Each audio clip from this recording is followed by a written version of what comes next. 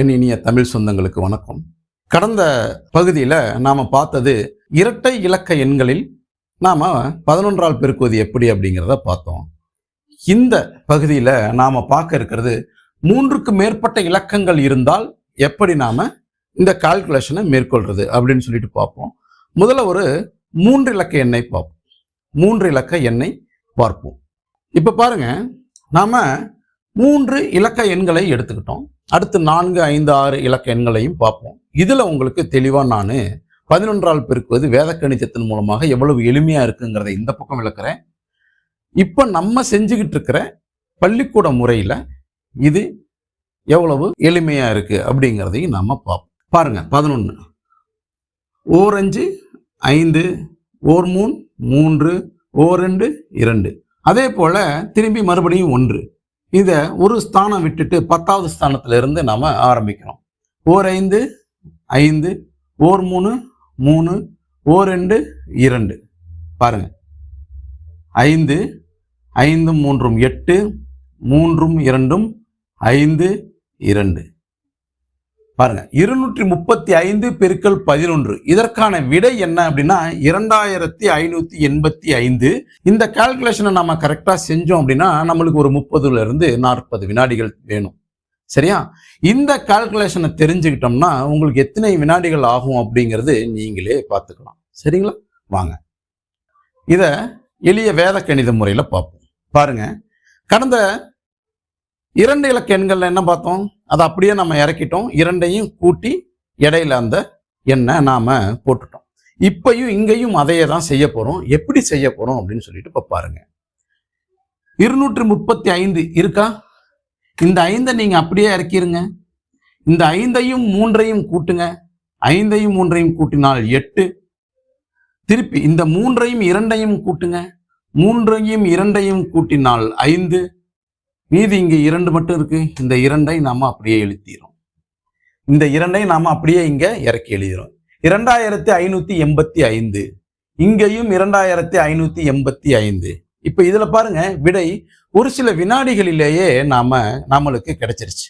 இதுல நீங்க பிராக்டிஸ் பண்றப்ப பாத்தீங்கன்னா ஒரு எண்ணை பார்க்கிறப்பயே அதற்கான விடை நம்ம மனக்கண் முன்னாடி வந்துடும். 3 இலக்க எண்கள் அப்படின்னு சொன்னா 100லிருந்து 999 வரை 3 இலக்க எண்கள் தான். 100லிருந்து 999 வரை 3 இலக்க எண்கள் தான். இந்த 3 இலக்க எண்கள்ல எந்த எண்களை எடுத்து வேண்டுமானாலும் நீங்க இந்த கால்குலேஷனை போட்டு பார்க்கலாம்.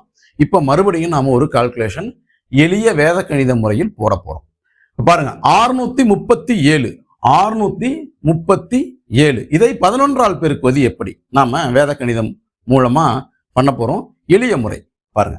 இந்த 7 நம்ம அப்படியே இறக்கிடுறோம். இந்த 7ஐயும் 3ஐயும் கூட்டுறோம் 10. 7ஐயும் 3ஐயும் கூட்டினா 10. 10க்கு 0. மீதி 1. இந்த 1 நாம அப்படியே கேரி ஓவர் பண்ண போறோம். அடுத்து 6ஐயும் 3ஐயும் கூட்டுறோம்.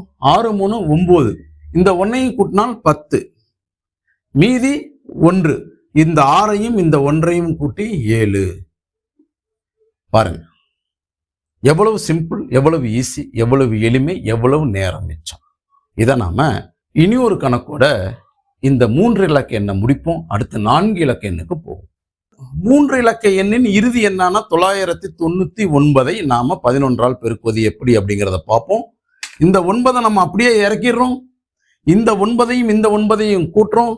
9 9 18க்கு 8. மீதம் 1. திரும்ப இந்த 9 கூட்டல் இந்த 9 18. இந்த 1ஐயும் கூட்டுறோம் 19. போட்டாச்சு. மீதி இருக்கிறது 1. இந்த 9க்கு அடுத்த எண்கள் இல்லை. அதனால இந்த 9ம் இந்த 1ஐயும் கூட்டுறோம் 10. பாருங்க, 10989 10989 அப்படிங்கிற ஒரு விடைய நம்மளுக்கு மிக குறைந்த வினாடிகளிலேயே இந்த விடையை நாம கொண்டு வந்துட்டோம். உங்களுக்கு ஈஸியா புரிஞ்சிருக்கும்னு நினைக்கிறேன். புரியாதவங்க மறுபடியும் இந்த வீடியோவை ஒரு தடவை பாருங்க.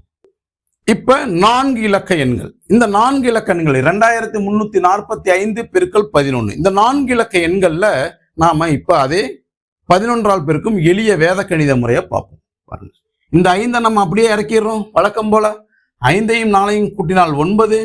4ஐயும் 3ஐயும் கூட்டினால் 7. 3ஐயும் 2ஐயும் கூட்டினால் 5.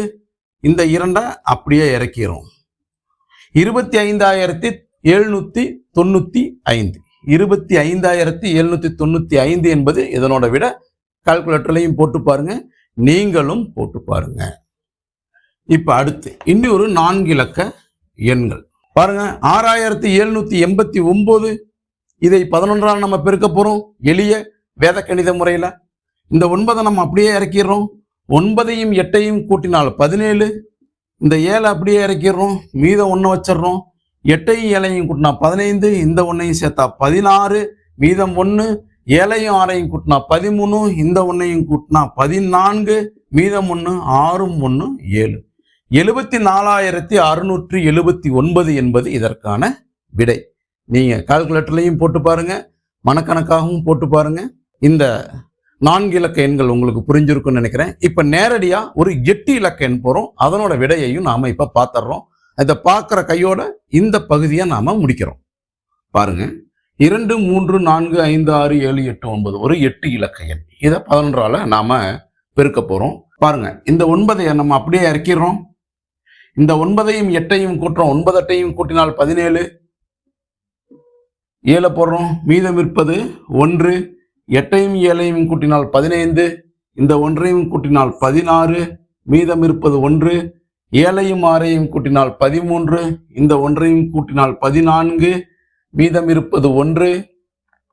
இந்த 6ஐயும் 5ஐயும் கூட்டினால் 11, மீதம் இருக்கும் 1 கூட்டினால் 2, மீதம் இருப்பது 1. 5ஐயும் 4ஐயும் கூட்டினால் 9, இந்த 1ஐயும் சேர்த்து கூட்டினா 10, 0. அதில் இருக்கிற மீதம் இந்த 1. இந்த 3ஐயும் 4ஐயும் கூட்டினால் 7, இந்த 1 சேர்த்து கூட்டினா 8. போது மீதம் எதுவும் இல்லை.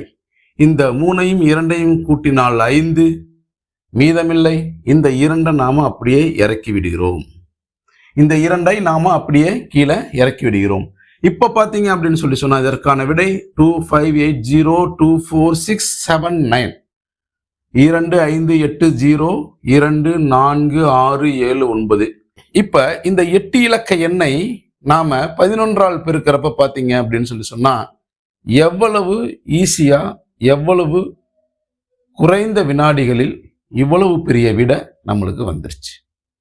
இப்ப இதையே நம்ம பள்ளிக்கூட மெத்தட்ல, பள்ளிக்கூட முறையில நம்ம இதை போட்டோம் அப்படின்னா நம்ம போட்டு கூட்டுறப்ப நிறைய தவறுகள் வருவதற்கான வாய்ப்புகள் இருக்கு. இந்த விடை துல்லியமான விடையா? கால்குலேட்டர்ல போட்டு பாருங்க. மேற்கொண்டு நீங்க வீட்லையும் நிறைய பிராக்டிஸ் பண்ணுங்க. Practice makes you perfect. இந்த 11ஆல் பெருக்குவது எப்படி அப்படிங்கிறதோட அடுத்த செஷன் 111ஆல் பெருக்குவது எப்படி, 22 33 44 இவைகளால் பெருக்குவது எப்படி அப்படிங்கிற செஷனோட அடுத்த வகுப்பில் நாம சந்திப்போம். நன்றி, வணக்கம்.